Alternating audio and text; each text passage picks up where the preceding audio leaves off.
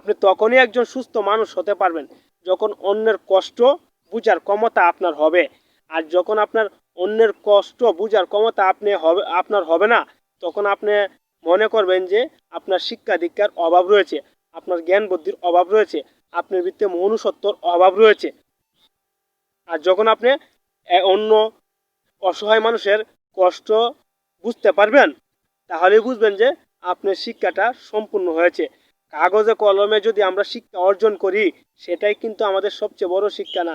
আমাদের সবচেয়ে বড় শিক্ষা হলো যেটা আমরা প্র্যাকটিক্যাল মানুষের সাথে চলাচল করে শিখতে পারি।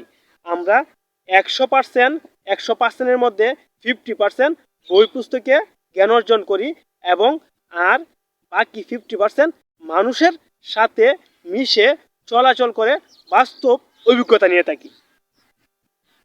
এত সুন্দর গুরুত্বপূর্ণ কথা আপনাকে কেউ নিজের কে বলতে আসবে না। আমি